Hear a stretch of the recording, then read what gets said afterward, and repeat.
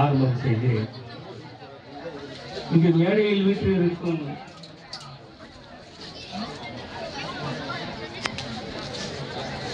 அதாவது மேடையில் நமக்கு சற்று முன் சிறப்பு விருந்தினராக வந்து சிறந்த உரையாற்றி சென்ற எம்ஏ ஜமால் முகமது பிகாம் வட்டாட்சியர் அவர்கள் நமக்கு சிறந்த சொற்பொழிவாற்றி இப்பொழுது நம்மிடமிருந்து விடைபெற்று விட்டார்கள். அவர்களையும் வரவேற்று அவர்களின் பேச்சையும் அவர்களுடைய கருத்துக்களையும் நாம் உள்வாங்கிக் கொண்டபடியாக அடுத்தபடியாக நமது தலைமை ஆசிரியர் ஹைராத்துன் ஜலாலியா மேல்நிலைப் பள்ளி கீழக்கரை சா Sayeed Abul Tahir MA BEd MPhil அவர்களே, நமது உஸ்வத்துல் ஹஸ்னா முஸ்லிம் சங்கத்தின் மூத்த உறுப்பினர் நமது என்எம் ரஷீத் அலி மாமா அவர்கள் பல முறையில் என்னை போன்றவர்களை ஊக்குவித்த வண்ணமாகவும் பல பழைய சம்பவங்கள் சாமித்துறை பிடி மாஸ்டராக இருந்த காலத்தில் இருந்து சம்பவங்களையும் சொல்லி எங்கள் எல்லாரையும் ஊக்குவிப்பவர்களாக எப்பவும் இருக்கக்கூடிய அவர்களையும் வரவேற்று நமது மூத்த உறுப்பினர் சுலைமான் காக்கா அவர்களையும் வரவேற்று இங்கு மேடையில் நமக்காக அவர்கள் பணிகளை ஒதுக்கி வைத்து வந்திருக்கும் நமது ஹமீதியா குடும்பம் 3 பிரின்சிபல், அதாவது Hamidia girls school Mrs Jacqueline Latha அவர்களையும், primary school Mrs Hameed Nisha அவர்களையும், மிஸ்ஸஸ் ஐ நூருல் ஹுதாயா அவர்களையும் வரவேற்றவனாக இங்கு ஆசிரியர் பெருமக்கள் அவர்களையும் நன்றி கூறி அவர்கள் பணியில் சிறந்த முறையில் பணியாற்றி வருவதையும் பாராட்டி, நமது ஹெட்மாஸ்டர் அவர்கள் உடல் நலம் சற்றே குறைந்திருந்தாலும் ஓடி ஆடி நமக்காக இந்த விழாவை சிறப்பித்து கொண்டிருப்பதை நாம் கண்கூட்டாக பார்த்த வண்ணமாக எல்லாருக்கும் சலாம் சொல்லி இங்கு வருகை தந்த பெண்கள் அவர்களுக்கும் சலாம் கூறி என் உயிரினும் மேலான மாணவ செல்வங்களை பார்த்து உங்களை பூரிப்போடு உங்களுக்கும் என் முதற்கண் சலாத்தினை தெரிவித்தவனாக என் உரையை ஆரம்பம் செய்கிறேன். அஸ்ஸலாமு அலைக்கும் ரஹ்மத்துல்லாஹி வ பரகாத்துஹு. சாந்தியும் சமாதானமும் நம் அனைவரும் மீதும் உண்டாவதாக. அதாவது போன ஆண்டு இந்த ஒலிம்பிக் அடியில் உள்ள 5 வளையங்கள், அதன் நிறங்கள், அது ரெப்ரசன்டேட் பண்ணும் 5 கண்டங்களை பற்றி உங்களுக்கு விரிவாக உரையாற்றியிருந்தேன்.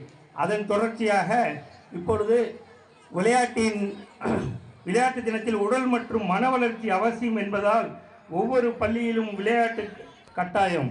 எல்லா மாணவர்களும் படிப்பில் சிறந்தவர்கள், ஆனால் சிலர் விளையாட்டில் சிறந்தவர்கள். ஒவ்வொரு மாணவரின் மகிழ்ச்சிக்கும் விளையாட்டு தினம் என்பது பள்ளியில் குறிப்பிடத்தக்க நிகழ்வுகளில் ஒன்றாகும். விளையாட்டு தினத்தின் முக்கியத்துவம் 1 2 பல இருக்கின்றன. அதில் சிலவற்றை உங்களுக்கு நான் கூறி செல்ல விரும்புகிறேன். விளையாட்டு ஒழுக்கம், மரியாதை, நட்பு, தலைமைத்துவம், பின்னடைவு, குழுப்பணி மற்றும் துன்பங்களை சமாளிக்க கற்றுக் கொடுக்கிறது. இது ஒரு மாணவரின் வளர்ச்சி மற்றும் வளர்ச்சியின் முக்கிய பகுதியாகும். ஒரு நல்ல பள்ளி மாணவர்களின் உடல் திறன்கள் மேம்படுத்துவதை நோக்கமாக கொண்டுள்ளது மற்றும் நல்ல விளையாட்டு திறனை கற்றுக்கொள்ள உதவுகிறது. விளையாட்டு தின கொண்டாட்டம் விளையாட்டின் மீது நம் அனைவருக்கும் இருக்கும் ஈடுபாட்டை காட்டுகிறது. கூடைப்பந்து, கைப்பந்து, கபடி, கோகோ என அனைத்து விளையாட்டுகளிலும் அசாதாரண உயிர்ப்புடன் செயல்படும் நமது மாணவர்கள் இதற்கே சாட்சி. மண்டல, மாநில, தேசிய போட்டிகள் அனைத்திலும் இவர்களின் செயல்பாடுகள் எப்போதும் பிரமிக்க வைக்கும். இன்று நேற்றல்ல, அதாவது பல மாமா சொல்வது போல 50-60 ஆண்டுகளுக்கு முன்னே நாம் விளையாட்டில் சிறந்து விளங்கியதற்கு பல பேர் அது அவங்கவுங்க காலகட்டத்தில் உள்ள சாம்பியன்ஸ் பற்றி இன்றும் பேசிக் கொண்டிருக்கிறார்கள். இந்த ஆண்டு நம் பள்ளி கைப்பந்து போட்டியில் பல பரிசுகளையும் பல மெடல்களையும் கோப்பைகளையும் பரிசு தொகையையும் பெற்று வந்தது தனி சிறப்பு. குறிப்பாக கைப்பந்து போட்டியில் மாவட்ட அளவில் முதலமைச்சர் கோப்பையில் நமது டீம் டிஸ்ட்ரிக்ட் லெவலில் ரன்னர்ஸ் ஆகவும், ஃபைனலில் நம் பள்ளி வீரர்கள் செலக்ட் ஆகி சென்னை நேரு ஸ்டேடியத்தில் சிறப்பாக விளையாடி நமக்கு பெருமை சேர்த்ததை மறக்க முடியுமா? நம் பிள்ளைகள் ராம்நாத் டிஸ்ட்ரிக்ட் லெவல்ல 3 பேர் கிட்டத்தட்ட 4-5 பேரை இருந்ததுல 3 பேர் மெயின் பிளேயர்ஸாக எடுத்து சென்னை உள் விளையாட்டு அரங்கில் விளையாண்டு வந்தார்கள். நானும் அந்த காலத்தில் நேரு ஸ்டேடியத்தில் ஃபுட்பாலுக்காக விளையாண்டதை நினைத்து பெருமை கொண்டேன். நானும் இந்த பள்ளியில் பழைய மாணாக்கள் என்ற முறையில் பூரித்து போனேன். மாணவர்கள் தாங்கள் மகிழ்ச்சியாக கருதும் விளையாட்டு தின நடவடிக்கைகளில் பங்கேற்க வேண்டும். அவர்கள் வாழ்க்கையை உருவாக்க விரும்பும் விளையாட்டுகளில் பங்கேற்க வேண்டும். ஏனெனில் விளையாட்டில் பங்கேற்பது அவர்கள் உடல் ஆரோக்கியத்தை மேம்படுத்தவும், சந்தர்ப்பங்களை சமாளிக்கவும், நன்றாக படிக்கவும் மன ஆற்றலையும் அளிக்கும். சென்ற முறை நான் ஜெசி ஓவன்ஸ் என்ற கருப்பர் ஜெர்மனியில் 1932 நடந்த ஒலிம்பிக் போட்டியில் 4 பதக்கங்கள் பெற்று உலக சாதனை புரிந்ததை நாம் உங்களுக்கு உரையாற்றினோம். அதுவும் அவர் 4 பதக்கங்களை வெல்லும் பொழுது ஹிட்லர் ஜெர்மனியை தனது சர்வாதிகார கரம் கொண்டு ஆண்டு கொண்டிருந்தார். ஒயிட் சூப்பர்மிசி என்பார்கள். வெள்ளைய ஏகாதிபத்திய ஆதிக்கம் நடத்தி ஜெர்மனியை ஒலிம்பிக்ஸில் முதல் இடம் பெற வேண்டும் என்று பல நாட்டு வீரர்களை முறைத்த வண்ணமும் பயங்காட்டிய வண்ணமும் அந்த ஒலிம்பிக் நடந்து கொண்டிருந்தது மூனிச்சில், ஜெர்மனியில் உள்ள மூனிச்சில். அந்த சமயத்தில் ஜெசி ஓவன்ஸ் லாங் ஜம்ப் தாண்டும் போது சறுக்கி செலக்ட் ஆவதற்கு சிரமப்பட்ட நேரத்தில் அந்த ஜெர்மனிய வீரர் லாங் என்பவர் அவரை ஊக்கப்படுத்தியதை பற்றி நான் உங்களுக்கு சிறந்த முறையில் சொல்லி காமித்தேன். அது ஸ்போர்ட்ஸ்மேன்ஷிப்புக்கு ஒரு பெரிய எடுத்துக்காட்டாக இன்றும் போற்றப்படுகிறது. 1932 நடந்த அந்த சம்பவங்கள். அவர் 4 பதக்கங்களை வென்று 50 வருஷம் அந்த ரெக்கார்டை வச்சிருந்தார். அவரை பற்றி பேசும்போது நாம் விளையாட்டின் முயற்சியை பற்றியும் குறிப்பிட வேண்டும். அதையும் நான் இப்ப சொல்ல இருக்கிறேன். அவர் எப்படி இருந்தார் என்பதற்கு எக்ஸாம்பிளாக இருந்தார் ஜெசி ஓவன்ஸ் என்ற கருப்பர். எப்படி இருக்கக்கூடாது என்பதற்கு ஒரு சிறந்த எடுத்துக்காட்டு கூற விரும்புகிறேன்.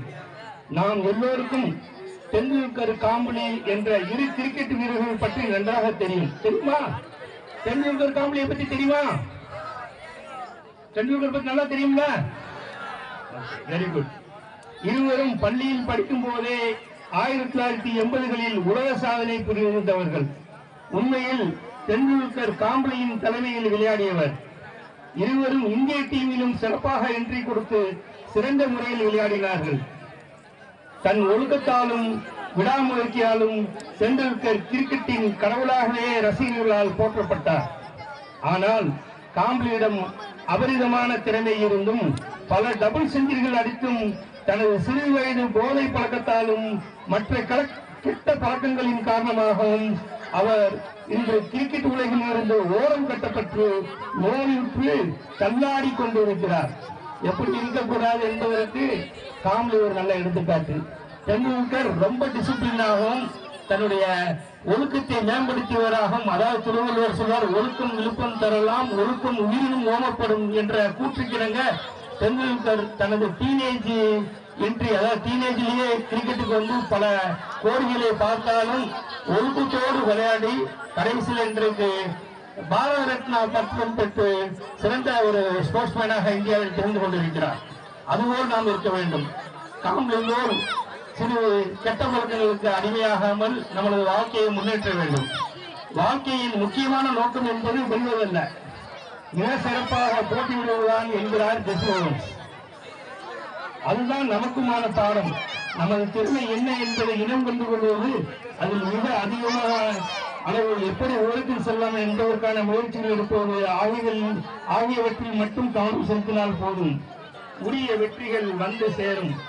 போட்டிகளை பார்த்து மனம் குறைந்து கொண்டே இருந்தால் கவனம் செலுத்தும், லட்சியத்தை அடையும் தூரம் அதிகமாகும். இங்கு அதாவது உங்களுக்கு கிடைத்த பிடி மாஸ்டர்கள் பற்றி நான் சிறு குறிப்பு வரைய வேண்டும். சலீம் மாஸ்டர் மிக சிறப்பாக உங்களை வழிநடத்தி செல்கிறார். இந்த வருஷம் என் கண்கூடா தெரிஞ்சது. அதாவது வாலிபால் ஜூனியர்ஸ், வாலிபால் சீனியர்ஸ் இவர்களை ஜோனல் லெவலில் ஜெயிக்க வைத்தார்கள். அவர்களோடு உதவி புரிந்து அன்சாரி மாஸ்டரையும் மறக்க முடியாது. அன்சாரி மாஸ்டர் அதாவது அவருடைய உழைப்பை வெளியே காமித்துக் கொள்ளாமல் இருந்தாலும் அவருடைய பங்கும் தோற்றக்கூடியது. சலீம் மாஸ்டர் வாலிபால் டீமை பத்தி என்கிட்ட அடிக்கடி சொல்லும் போது எனக்கு அவ்வளவு நம்பிக்கை இல்லாம இருந்தது ஆரம்பத்துல. அவர் திருப்பி திருப்பி ஜெயிச்சு முதலமைச்சர் போட்டியில் 25,000 ரூபாய் பரிசு பெற்ற உடனே தான் சுவாரத்து கொண்டேன். என்னால் முடிந்தது உங்களுக்கு செய்திருப்பேன் என்று நினைக்கிறேன். ஜெர்சி வாங்குவதிலிருந்து, அதாவது ஷூ வாங்குவதிலிருந்து, நமது உஸ்மத் நஸ்னா முஸ்லீம் சங்க தலைவர் நீங்கள் ஜெயித்து வருவதை கேட்டவுடனே பல, அதாவது ஸ்போர்ட்ஸ் கியர்ஸ் ஸ்போர்ட்ஸ் மேனுக்கு என்னென்ன தேவைப்படுதோ அதெல்லாம் ஆணவப்படுத்தி சலீம் மாஸ்டரை ஊக்கப்படுத்தி, சலீம் மாஸ்டர் ஒரு நாள் அல்ல 2 நாள் அல்ல பல நாட்கள் மதுரைக்கும் ராமநாதபுரத்துக்கும் அலைந்து உங்கள் கால் சைஸு அது தோழாகவும் உங்கள் உடல் சைஸின் தோழாவும் பிடிச்சியும் ஷூவும் வாங்க அவர்கள் பட்ட கஷ்டம் எங்களுக்கு தான் தெரியும். அந்த அளவுக்கு உழைத்து உங்களை ஊக்கப்படுத்தினார்கள், எங்களையும் ஊக்கப்படுத்தினார்கள். அவர்களுடைய பங்கு மிக சிறப்பானது. அவர்களுக்கு நாங்கள் அனைவரும் நன்றி கூட கடமைப்பட்டிருக்கிறோம். அதுபோல நம்முடைய ஹெட்மாஸ்டரும் இந்த விளையாட்டு விஷயத்தில் நிச்சயமாக அவர்களுடைய மேம்பட்ட பங்கையும் நாம் மறந்துவிட முடியாது. இந்த வருஷம் நீங்க புரிந்த சாதனைகள் மறக்கப்படாது. டிஸ்ட்ரிக்ட்ல ஜெயிச்சது, ஸ்டேட் டீம்ல ரெப்ரசன்ட் பண்ணது, மேலும் நான் முன்னால் படித்த கிரசன் ஸ்கூலில் வந்து உங்களுடைய எக்ஸிபிஷன் ஷோ மேட்ச் காமித்தது நமது பிரைமரி ஸ்கூல் தாளாளர் சாலின் காக்கா அவர்கள் பெரிதும் பாராட்டப்பட்டது. தாசில்தார் காலேஜ் டைரக்டர்ஸ் எல்லாம் அங்கு இருந்தார்கள்.